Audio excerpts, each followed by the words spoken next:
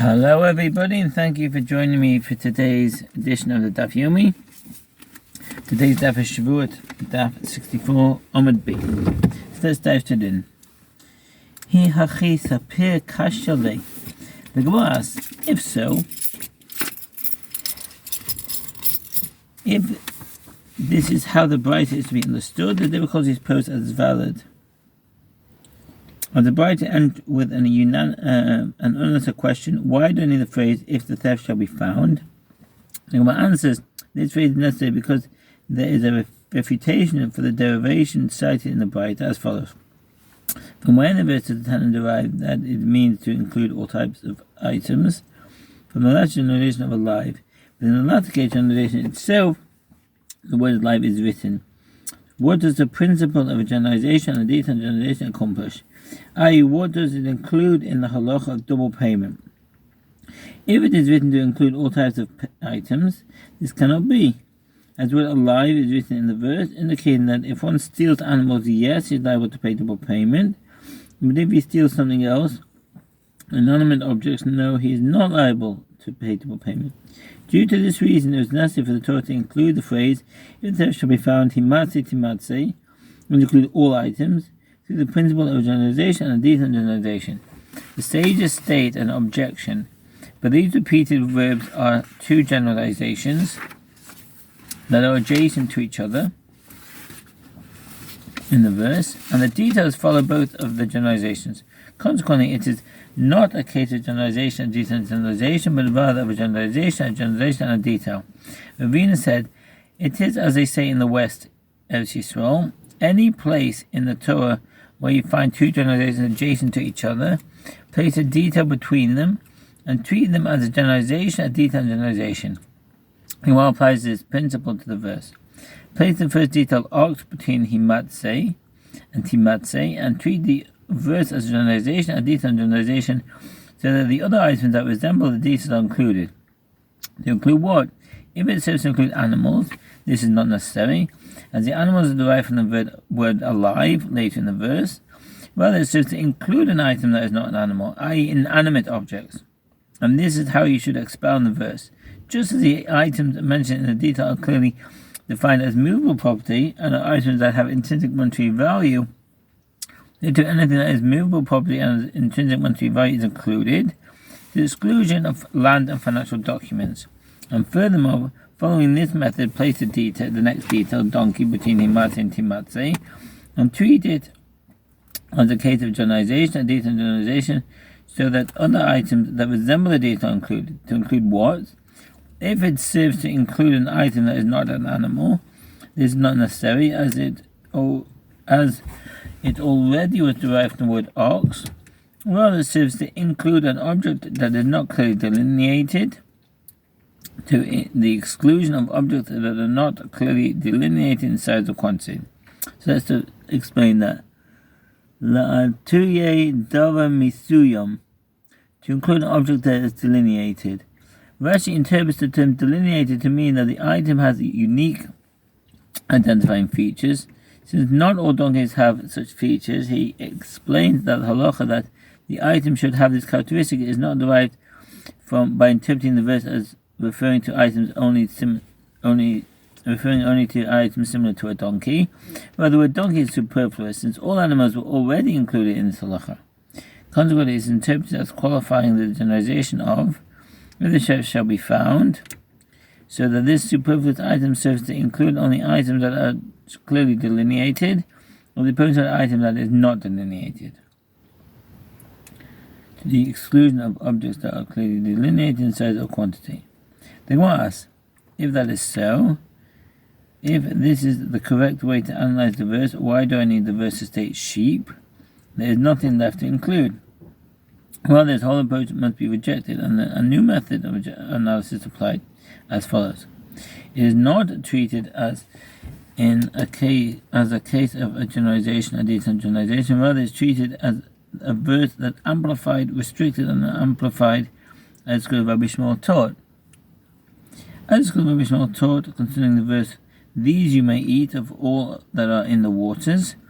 Whatever has fins and scales in the waters, in the seas and the rivers, Leviticus 11:9, as follows.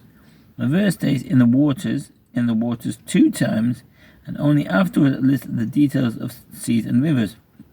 This is not expanded on generalization, detail, and generalization. Rather, the verse amplified, then restricted and amplified, and thereby amplified the general category of waters, so everything except for seas and rivers. Specific matter excluded in the restriction.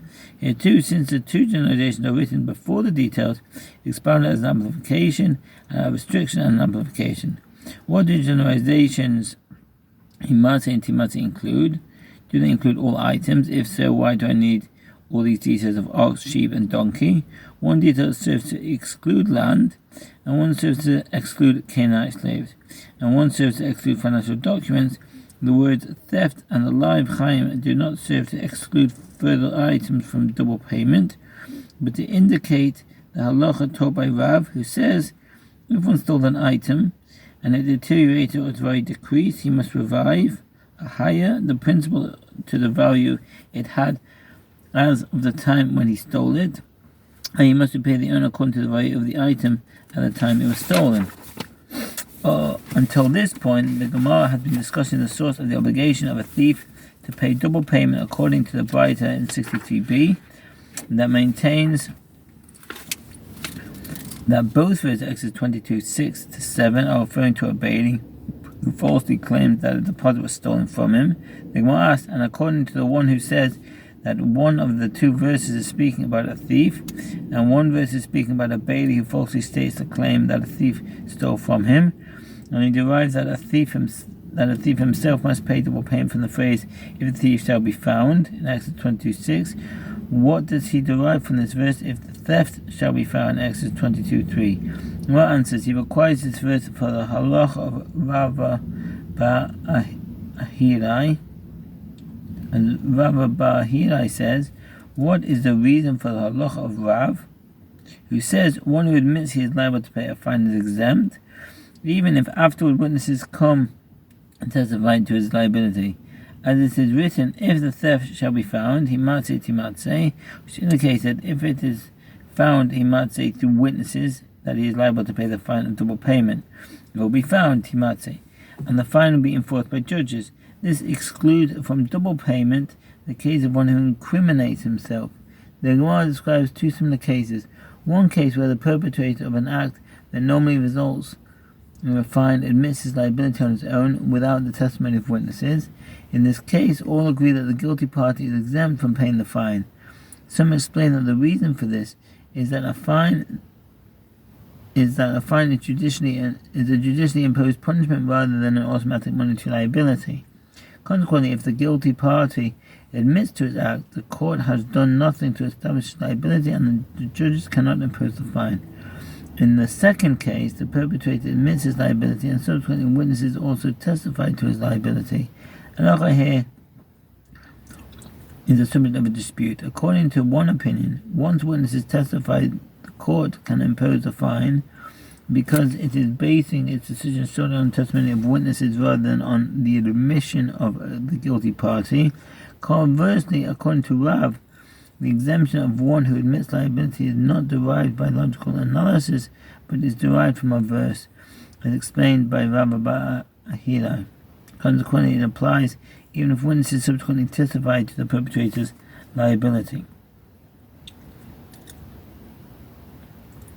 By admitting liability before any witnesses testify concerning him, and the same is applied to all cases that involve fines. The Gemara asks, and according to the one who says that both verses are speaking about a bailey who falsely states the claim that a thief stole the deposit, who applies this verse, if the thief shall be found, to the thief himself, from where do we derive that one who incriminates himself is exempt from paying double payment or any other fine? The Gemara answers, he derives from a verse, the one whom the judges convict shall pay double to his neighbor, in Exodus 22:8, which indicates that only one who is convicted by the judges on the basis of testimony must pay double, but not one who incriminates himself. The Gemara continues its line of reasoning, and questioning, and according to the one who says that one verse is speaking about the thief himself. And one is speaking about a bailey who falsely states a claim that a thief stole the deposit, who derives from if the theft shall be found, that one who incriminates himself is exempt from payment of the fine. What does he expound from this verse? The one whom the judges convict shall pay double to his neighbor. He could have said to you, that verse is necessary to teach one who admits his liability to pay a fine is exempt from payment, and witnesses never come to testify against him. If the theft shall be found, indicated if witnesses do come after he admits his liability, he is exempt from paying the fine. The Gemara continues, and one who says that both verses are speaking about a bailey who falsely states the claim that a thief stole the deposit, and as explained previously, derives if the theft shall be found, that a thief is required to pay double payment, hold that in the case of one who admits that he is liable to pay a fine, and afterward witnesses came and testified to his liability, he is obligated to pay the fine, contrary to the opinion of Rav. The Gemara asks, and according to the one who says that one verse is speaking about a thief himself, one verse is speaking about a bailey who falsely states the claim that a thief stole a deposit, who derives a halacha of double payment for the theft from there, i.e. from the verse, if the thief shall be found, Exodus 22:6. There is a difficulty. Granted, the phrase, if the thief shall be found, is required for teaching halacha of Rav by Ahilai. But why do I need all these details? Ox, donkey, sheep, and a life.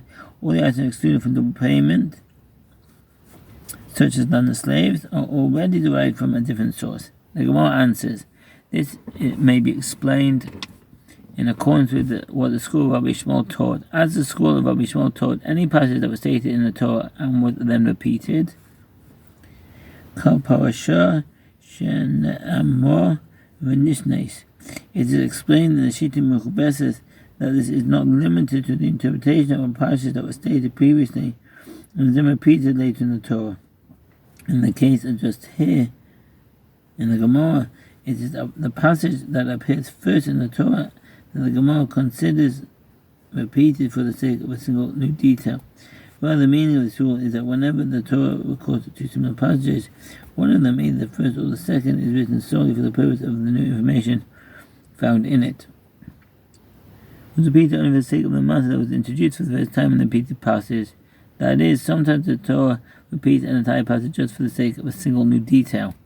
The single new detail derived from this passage is a halacha that one who admits he is liable to pay a fine is exempt from paying the fine, which is derived from the words, if the theft shall be found.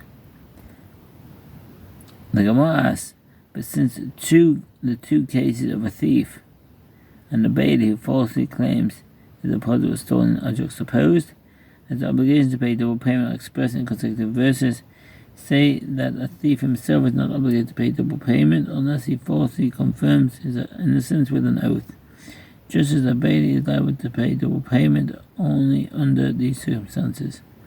God answers, this cannot enter your mind, as it is taught in a Bava. Rabbi Yaakov says, the phrase, if the thief shall be found, he shall pay double, indicates that the thief pays double even without taking an oath. If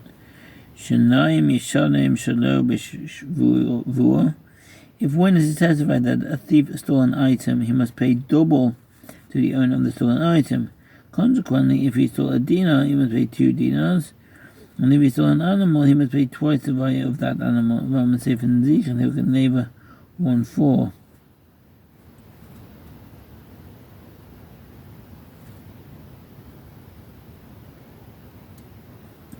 Rabbi Yaakov elaborates, do you say that the verse obligates every thief even without his taking an oath?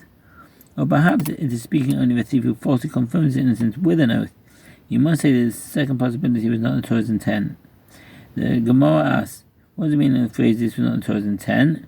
What is the proof that the Torah could not have meant that only a thief who falsely confirms his innocence with an oath pays double payment? Abai said, if this was the Torah's intent, then the merciful one not right, he shall pay double with regard to a thief at all, and let it be derived to an fortiori inference from the case of a bailey who falsely states a claim that a thief has stolen the deposit, as follows. If in the case of a bailey who falsely states a claim that a thief stole the deposit, for whom the deposit initially came into his possession in a permitted fashion, the verse states they must pay double. Then, in the case of a thief himself, for whom the stolen object came into his possession in a prohibited manner from the start, it is all clear that all the more so that he must pay double payment. But then, why do I need the words, he should pay double? Well, concerning a thief himself, it must be that the verse adds to the requirement of double payment for a thief, in case he must pay double even without having taken an oath. And Gemara asks, and does this verse which states, if the thief shall be found and concludes he shall pay double, comes for this purpose? Isn't it required for that which is taught about the verse states, the thief shall be found in his possession, from the term his possession, yado. That's the end of the Almud. Thank you for listening and all the best. Bye.